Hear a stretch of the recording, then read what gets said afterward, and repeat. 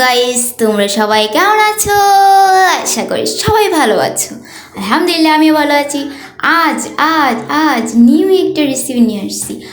আজ আমি রান্না করব কি কি কি এখন বলবো না, পরে বলবো। এই দেখতে পাচ্ছ, আদা রসুন, গরুর মাংস, তারপরে হলো এটা কি পরে বলবো। সব জাতের মশলা রেডি করে নিচ্ছি। আর এই যে চাল ডাল সবগুলো এগুলো দেখতে পাচ্ছ, এগুলো আমি আধা ঘন্টার জন্য ভিজিয়ে রাখবো। এই জন্য গরম পানি দিয়ে ভিজিয়ে রাখতেছি। এখন আমি পেঁয়াজগুলা লাল লাল করে একটু বেরেস্তা বানাবো।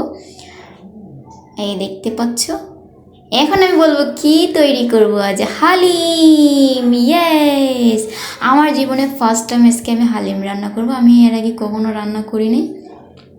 এই দেখো, আমার পেঁয়াজগুলো লাল লাল হয়ে গেছে। এখন আমি তুলে রাখবো। এখন আমি দিয়ে দিব গরুর মাংস, একটু নেড়ে চেড়ে আমি দিয়ে দিব হালিমের মশলা, দিয়ে দিব 2 টেবিল চামচ। এখন ভালো করে একটু নেড়ে ছেড়ে নিব।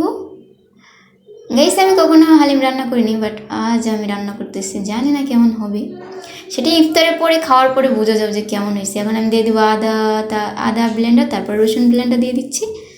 এখন আর একটু ভালো করে কষিয়ে নিব।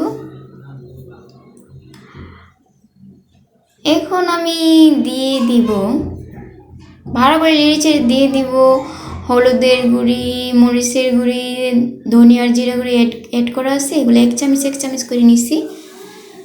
এখন ভালো করে নেড়ে চেড়ে নিব।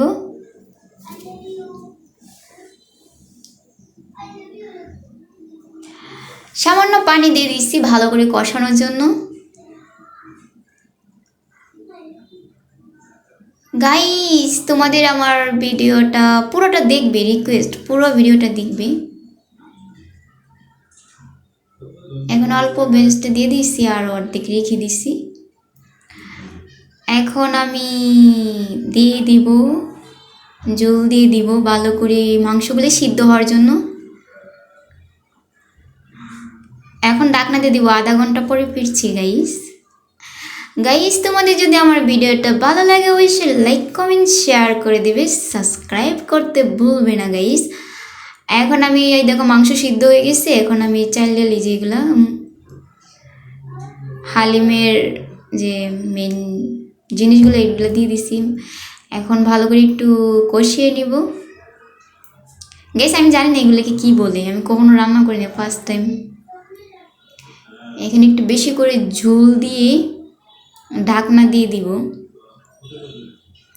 দেখতে পাচ্ছ গাইস কীভাবে রান্না করে আমি জানি না গাইস। আমার যদি ভুল হয়ে থাকে তোমরা শিখিও, ঠিক আছে? আর তোমরা যারা জানো না তারা অবশ্যই আমার রান্নাটা ট্রাই করবে। এখন এই দেখো বাকি মশলাগুলো এখন আবার দিয়ে দিচ্ছি, হালিমের মশলাগুলো। এখন আমি 10 মিনিটের জন্য নেড়ে চেড়ে ঢাকনা দিয়ে দিব।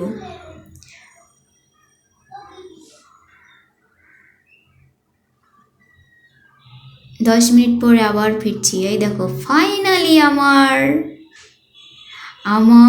হালিম হয়ে গেছে। সব কিছু রেডি করে রাখলাম, ইফতারের পর ট্রাই করে দেখব কেমন। সবাই ভালো থাকবেন।